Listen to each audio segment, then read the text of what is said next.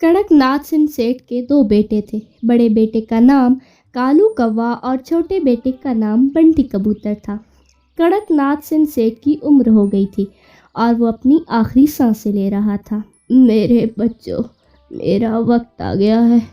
मैं किसी भी वक्त तुम्हें छोड़कर जा सकता हूँ।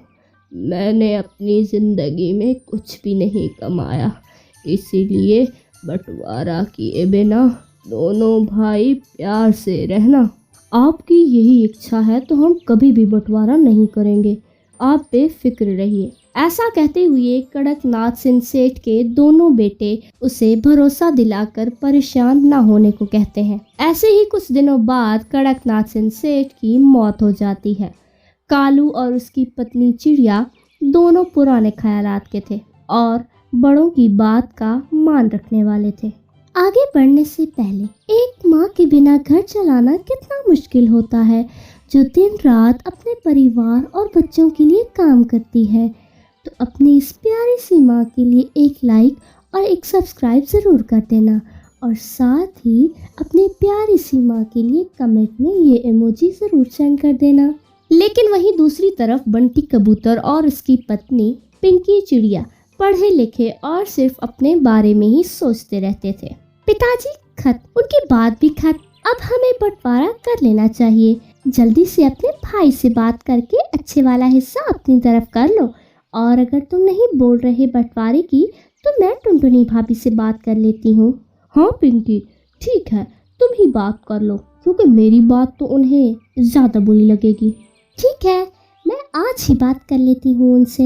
ये कहकर पिंकी चिड़िया टुनटुनी चिड़िया से बात करती है। टुनटुनी भाभी, हमें बंटवारे के बारे में सोचना चाहिए, क्योंकि अब हमारे बच्चे होंगे, उनकी पढ़ाई, उनके खर्चे सब अलग अलग होंगे, इसीलिए हमें बंटवारा कर ही लेना चाहिए। नहीं पिंकी, ऐसा मत बोलो, तुम्हारे कालू भैया को बहुत दुख होगा।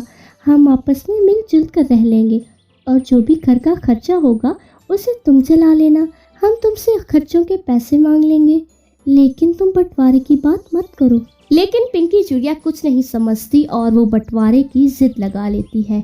उनकी बात सुनकर कालू कौवा और बंटी कबूतर वहां आ जाते हैं और इसी वजह से दोनों भाइयों में झगड़ा हो जाता है। आखिर कालू कौवा और उसकी पत्नी ये फैसला लेते हैं, हम पिताजी की बात की इज्जत करते हैं, इसलिए पिताजी का जो भी है वो सब तुम ही रख लो, हमें कुछ भी नहीं चाहिए उसमें से। मैंने अपनी कमाई से एक छोटी सी ज़मीन खरीदी थी, हम वहीं पर एक छोटा सा घोंसला बनाकर रह लेंगे। ऐसा कहते हुए कालू कौवा और उसकी पत्नी टुनटुनी अपना सामान उठाकर वहां से चले जाते हैं। उनके जाने के बाद पिंकी और बंटी कबूतर खुशियां मनाते हैं। अरे वाह, ये दोनों बेवकूफ़ तो सब कुछ छोड़ कर चले गए। अब जो भी है सब हमारा ही है, हमने थोड़ी कुछ कहा था, वो खुद ही अपनी मर्जी से गए हैं। जाने दो इन्हें, आज हम अपनी एक छोटी सी दावत करेंगे यहाँ पर। कालू कौवा और उसकी पत्नी अपनी छोटी सी ज़मीन में आम के पेड़ के पास अपना एक छोटा सा घोंसला बनाकर रहते हैं। अगले दिन, टुनटुनी, तुम्हें ये आम का पेड़ कुछ बदला बदला हुआ नहीं लग रहा? हाँ, मुझे भी ये पेड़ कुछ मुड़ा सा लग रहा है। ऐसा कहकर पेड़ के पास जाकर देखा तो वहाँ पर एक दरवाज़ा होता है। कालू कौवा और टुनटुनी चिड़िया अंदर जाकर देखते हैं तो वो पेड़ अंदर से बहुत बड़े घर की तरह होता है और वहाँ सब ज़रूरत का सामान होता है।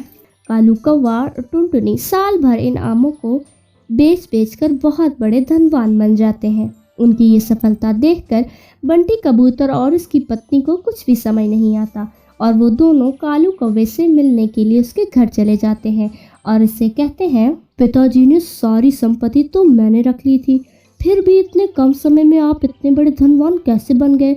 मेरे पास संपत्ति के नाम पर सिर्फ वो पुराना घोंसला ही है। भैया, अच्छी सोच रखने पर हमेशा अच्छा ही होता है। तुमने एक बार भी नहीं सोचा कि हम कहाँ जाएंगे और कैसे रहेंगे, इसीलिए तुम्हारे पास सब कुछ होने के बाद भी आज गरीबी में हो। इसके बाद बंटी और उसकी पत्नी को अकल आ जाती है कि हमें माफ़ कर दो भाई भाभी, हम समझ गए हैं, अब से हम हमेशा ईमानदारी के रास्ते पर रहेंगे। हाँ कालू भैया, हमें माफ़ कर दो, आप दोनों इस घर को छोड़कर गए थे, तभी से हमारे जीवन में परेशानी के अलावा कुछ भी हाथ नहीं आया। अब हम कभी लालच नहीं करेंगे और मिलकर रहेंगे। इस तरह दोनों भाई मिलकर खुशी खुशी रहने लगते हैं।